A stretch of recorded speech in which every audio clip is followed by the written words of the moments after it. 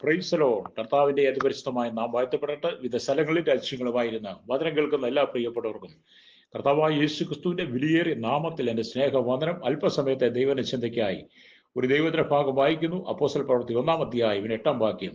എന്നാൽ പരിശുദ്ധാത്മാവ് നിങ്ങളുടെ മേൽ വരുമ്പോൾ നിങ്ങൾ ശക്തി ലഭിച്ചിട്ട് യെരുശലേമിലും യഹൂദിയിൽ എല്ലായിടത്തും ശമരിയിലും ഭൂമിയുടെ അറ്റത്തോളം എൻ്റെ സാക്ഷികളായി തീരും എന്ന് പറഞ്ഞു. വളരെ അനുഗ്രഹിക്കപ്പെട്ട നല്ല തിരുവെഴുത്താണ്. കർത്താവായ യേശു ക്രിസ്തു തന്റെ ശിഷ്യന്മാർക്ക് കൊടുക്കുന്ന വലിയൊരു നിയോഗത്തെ കുറിച്ചാണ് നാം വായിച്ചു കേട്ടത്. പരിശുദ്ധാത്മാവ് നമ്മുടെ മേൽ വരിക എന്നുള്ളത്. ഹല്ലേലൂയ. എന്താണ് പരിശുദ്ധാത്മാവിന്റെ സ്നാനം? പരിശുദ്ധാത്മാവ് എന്നൊക്കെ കാലാകാലങ്ങളായി ഒരു ചോദ്യചിഹ്നമായി അനേകരുടെ മുമ്പിൽ നിൽക്കുമ്പോൾ വിശുദ്ധ വേദപുസ്തകത്തിൽ നാം വായിക്കുമ്പോൾ കാണാൻ കഴിയുന്നത് പരിശുദ്ധാത്മാവിന്റെ സ്നാനം എന്ന് ആദ്യം ഉപയോഗിച്ചത് യോഹന്നാൻ സ്നാപകനാണ്.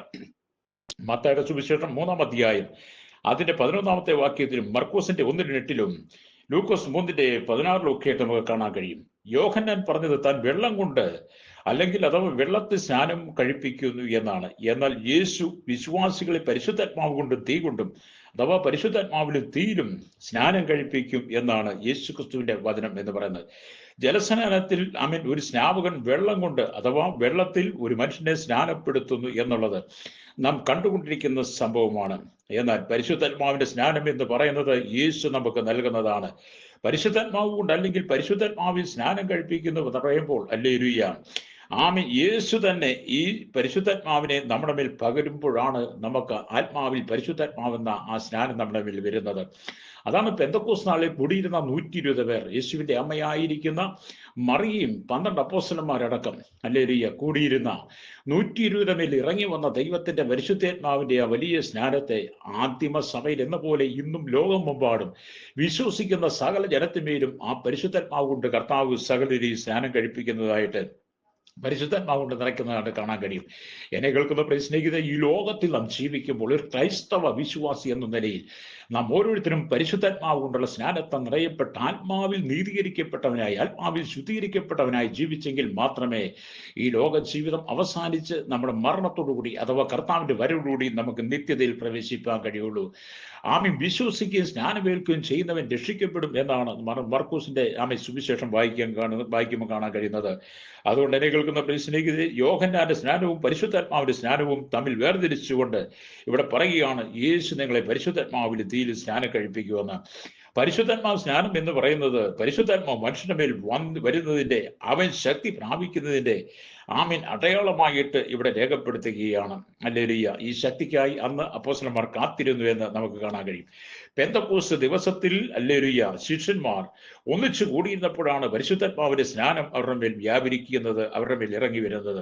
പരിശുദ്ധാത്മാവിന്റെ സ്നാനത്താൽ പരിശുദ്ധാത്മാവിന്റെ ശക്തിയാൽ അവർ അന്യഭാഷകൾ സംസാരിച്ചു തുടങ്ങി. പിന്നീടുള്ള പരിശുദ്ധാത്മാവിന്റെ ശക്തിയും വരങ്ങളും അപ്പോസ്തലന്മാരും ആദിമസഭയിലെ ശുശ്രൂഷകന്മാരെല്ലാം ഏറ്റെടുത്തിരുന്നുവെന്ന് നാം തിരുവെഴുത്തിൽ കാണാൻ കഴിയുന്നു. ഹല്ലേലൂയ.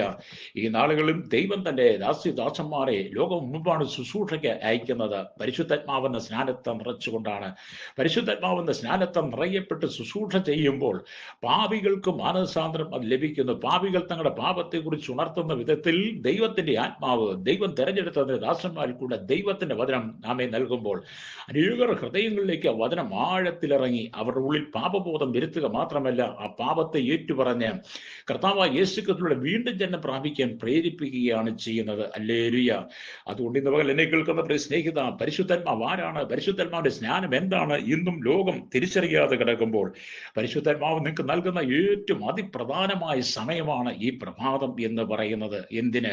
ലോകത്തിന്റെ പാപത്തിൽ വീണ് കിടക്കുന്ന, ലോകത്തിന്റെ ഇഷ്ടങ്ങൾക്കകത്ത് വീണ് കിടന്ന, പാപത്തിൽ മരിച്ച് നീ നിത്യ നരകത്തിലേക്ക് പോകാതിരിക്കുവാൻ, കെടാത്തത്തെയും ചാകാത്ത പുഴുവുള്ള നരകക്കടലിലേക്ക് നീ പോകാതിരിക്കണമെങ്കിൽ കർത്താവായ യേശുവിനെ സ്വന്തം രക്ഷിതാവും പിതാവുമായി സ്വീകരിച്ചുകൊണ്ട് കർത്താവ് നമുക്ക് നൽകുന്ന ആ പരിശുദ്ധാത്മാവിന്റെ സ്നാനത്താൽ നീ നിറയപ്പെടണം. ആദ്യമായിട്ടുള്ളതാണ് നാം കർത്താവിന്റെ രക്ഷിതാവിൽ സ്വീകരിക്കുമ്പോൾ നാം ജലത്തിൽ സ്നാനപ്പെടുക എന്നുള്ളത്. ജലത്തിൽ സ്നാനപ്പെടുന്ന സകല ജനങ്ങളുടെ പേരും ദൈവം ആത്മാവെന്ന സ്നാനത്തെ നൽകുവാൻ കാരണമാകും. ഇന്ന് പകൽ നിങ്ങൾ പരിശുദ്ധാത്മാവിന്റെ ശക്തിയും പരിശുദ്ധാത്മാവിന്റെ ദാനങ്ങളും അഥവാ വരങ്ങൾ, കൃപകൾ പ്രാപിച്ചുകൊണ്ട് ആത്മാവിന്റെ ഫലമുള്ളവനായി കർത്താവിന് വേണ്ടി അന്ത്യത്തോളം നിൽക്കണമെന്ന് പരിശുദ്ധാത്മാവ് നമ്മെ ഓർപ്പിക്കുകയാണ്. ആദിമസഭയിൽ കൂടി വന്നവയിലൊക്കെ പരിശുദ്ധാത്മാവ് വന്നതും അവർ ആത്മസ്നാനം പ്രാപിച്ചതും നമുക്ക് കാണാൻ കഴിയും.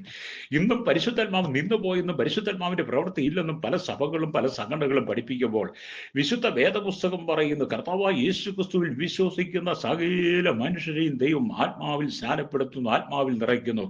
അതുകൊണ്ട് പരിശുദ്ധാത്മാവ് നിങ്ങളുടെ മേൽ വരുക എന്നുള്ളത് അത് ദൈവത്തിന്റെ കരുണയാണ്. നിങ്ങളുടെ പാപത്തിന് പരിഹാരം വരുത്തുമ്പോൾ, ഹല്ലേലൂയ, നിങ്ങൾ ശുദ്ധീകരണം പ്രാപിക്കുമ്പോൾ, ലോകത്തിൽ നിങ്ങൾ വേർപെടുമ്പോൾ, നിങ്ങൾ കർത്താവുമായി ബന്ധപ്പെടുമ്പോൾ, ദൈവത്തിന്റെ മകനായി മാറുമ്പോൾ ദൈവം നിങ്ങളെ പരിശുദ്ധാത്മാവിൽ സ്നാനം നിറയ്ക്കുകയാണ്. ഇന്ന് പകൽ എന്നെ കേൾക്കുന്ന സ്നേഹിത, ഈ ലോകത്തിന്റെ താൽക്കാലികമായി സുഖത്തിൽ നീ വീണ്, ഈ ലോകത്തിന്റെ സുഖലോലുപങ്ങൾ വീണ് നിന്റെ നിത്യത നീ നഷ്ടപ്പെടുത്തി കളയാതെ കർത്താവിന് വേണ്ടി നീ വേർതിരിക്കപ്പെടണം.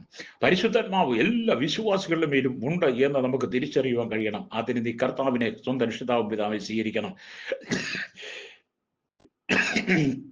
യോഹന്നാൻ സ്നാപകൻ അമ്മയുടെ ഗർഭത്തിൽ വെച്ച് തന്നെ പരിശുദ്ധാത്മാവിൽ നിറഞ്ഞിരുന്നു എന്ന് നമുക്ക് കാണാൻ കഴിയും. യേശുവിന്റെ ജലസ്നാനം കഴിഞ്ഞ് ആത്മാവ് യേശുവിന്റെ മേൽ പ്രാവ് പോലെ ഇറങ്ങി വരുന്നത് നമുക്ക് കാണാൻ വിശുദ്ധ വേദപുസ്തകത്തിൽ പഠിക്കാൻ കഴിയും. അതെ, യേശു ക്രിസ്തു തന്റെ ശുശ്രൂഷയുടെ ആരംഭ നാളുകളിൽ പരിശുദ്ധാത്മാവിൽ നിറയപ്പെട്ടാണ് ശുശ്രൂഷകൾ ചെയ്തിരുന്നതെന്ന്.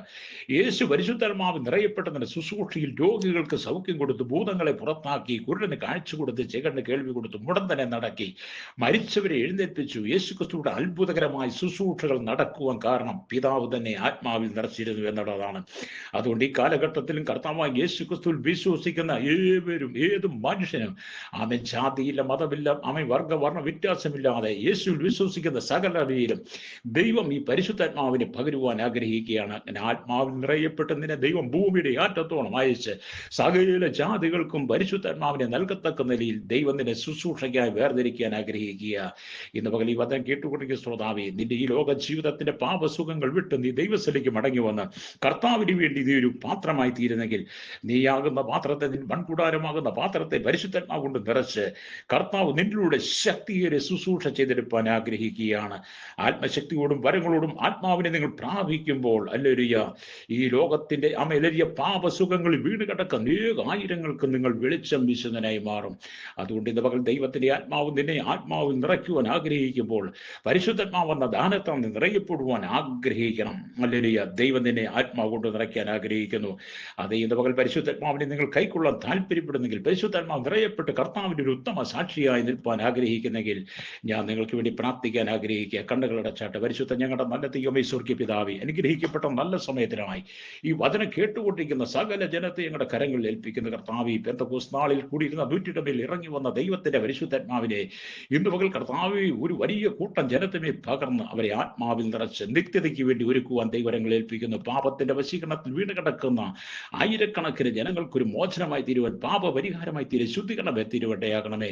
സകല ജനത്തെ ആത്മാവിൽ നിറയ്ക്കേണ്ടതിനായി യേശുവിന്റെ കരങ്ങളിൽ ഏൽപ്പിക്കുന്നു. അകൃത്യങ്ങളിലും പാപങ്ങളിലും ശാപത്തിലും വീണ് കിടക്കുന്ന അന്ധകാരത്തിന്, ദുർമന്ത്രവാദ ദുർസേവകളിൽ വീണ് സമാധാനമില്ലാതെ കഴിയുന്ന ആയിരങ്ങളുടെ മേൽ പരിശുദ്ധാത്മാവെന്ന ദാനത്തെ, സ്നാനത്തെ നൽകി ജനത്തെ അനുഗ്രഹിക്കണമേ. സകല ദുഷ്ടതയും ജനം വിടുവിക്കപ്പെട്ട് മടങ്ങി വരട്ടെ.